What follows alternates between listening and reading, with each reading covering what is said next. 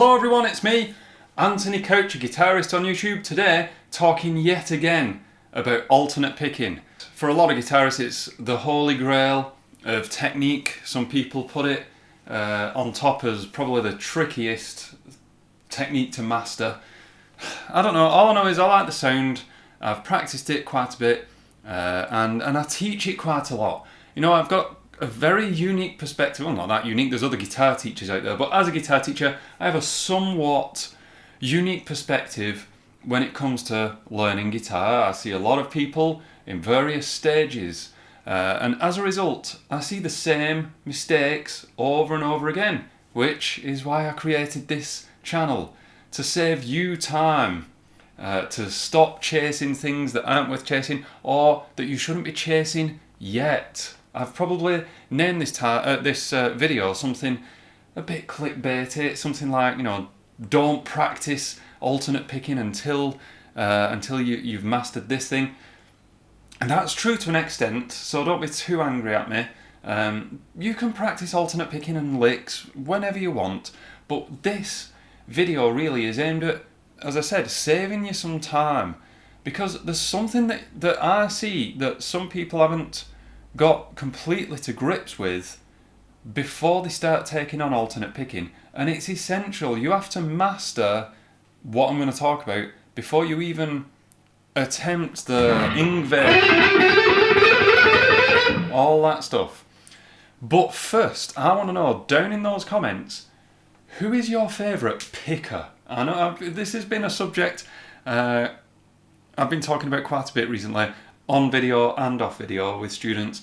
A lot of people like to hear every single note picked. I do too. Let me know in the comments, who is the best picker? Right, to carry on with today, I need everyone's favourite friend, and I know long time watchers of this channel will know what I'm talking about. He's excited to see us. It's the Metronome. So, the Metronome puts a lot of people off, but that's telling you something. It's telling you that you should be using it more. It's your friend once you get to grips with it.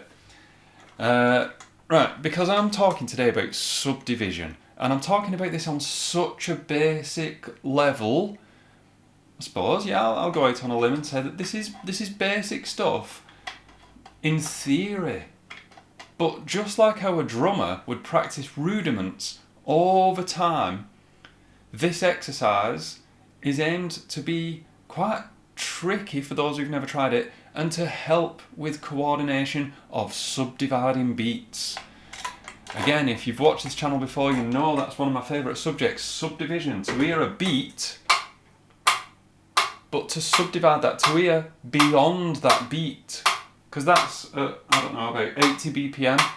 1, 2, 3, 4. So to practice stuff like this, just like a drummer would.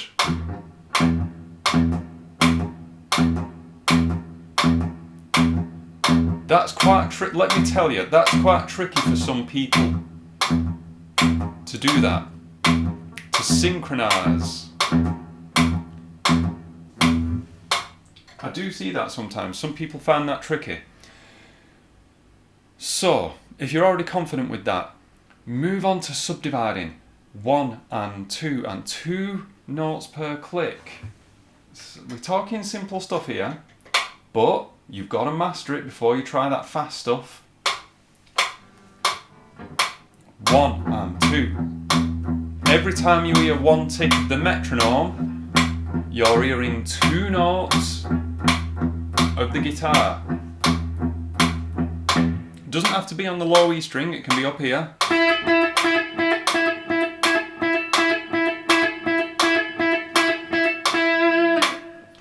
What comes next? 3s. Now we get into it. Whenever I get people to play 3s to a click, or triplets, it does tend to separate those who are ready for alternate picking from those who need to work on this a bit more. Because of the picking pattern, on one of the clicks I'm going to be doing a downstroke. Down, up, down. But then on the very next click, I'm going to be doing the opposite. Up, down, up. Down, up, down, up, down, up, down, up, down, up, down, up. Can you hear how I'm emphasising with my voice where the beat would be? Down, up, down, up, down, up, down, up, down, up, down, up, down, up, down, back, up, down. How does that sound when I'm not sounding like a weirdo with my voice on the guitar? Like this. Here we go.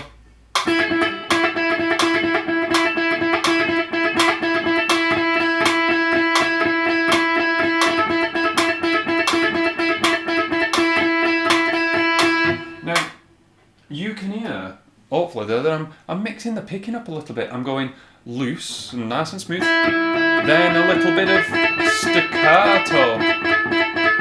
I like doing a bit of staccato with this stuff, because to get that staccato I can go like this with this finger, but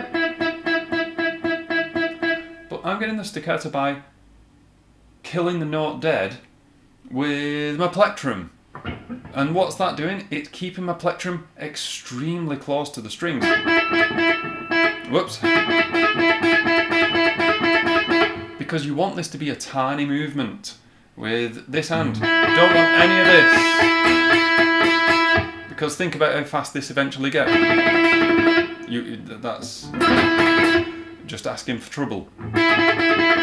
Okay, what's next? Fours is next. So listen to it, subdivide it before you play a note. 1, 2, 3, 4, 1, 2, 3, 4, 1, 2, 3, 4. Again, for some of you watching, you might be thinking this is simple stuff, but for a lot of people, they've really got to work on this. That's why I'm putting this video out, in case anyone watching it is trying alternate picking and not getting the results that they want. Try this exercise. It might be telling you that there's also a bit of a problem with your timing, your subdivision, your picking coordination. What about fives? Hippopotamus, hippopotamus, hippopotamus, hippopotamus.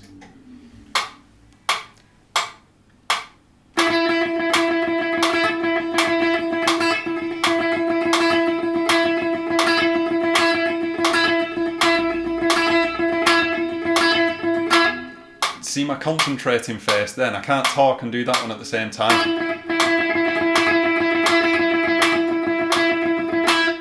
Sixes. Now we're getting into shred country.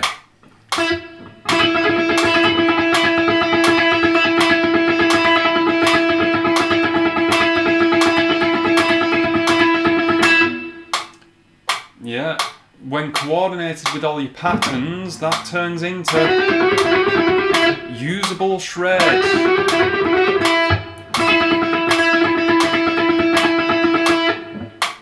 So, this exercise is real basics of rhythm, which makes total sense that you would have to master it before you move on to advanced stuff, but we're guitarists and we don't like that. We like skipping over as much as possible to get the results that we want. Believe me, I know, not only because I see students, but because I am a guitarist and I try not to these days skip over stuff, but for a long time when I was playing, when I picked up a guitar, I was like everyone else, and I would skip over simple, theory, forget about it, didn't care about that stuff, but definitely trying to run before I could walk. There you go. I could sum this video up in just that cliche phrase, don't run before you can walk. And this is a walking exercise. For some people it can be tough. If you've got this one under the belt, forget it. Go and watch one of my other videos, go and watch someone else's channel, whatever. Come back when I do something a bit trickier. But hopefully you got something out of this. It's an exercise that I bring out the bag with a lot of students. And I hope it helped. I'm off to go and practice subdividing those 5 hippopotamus rhythms with my concentrating face. Thanks for watching.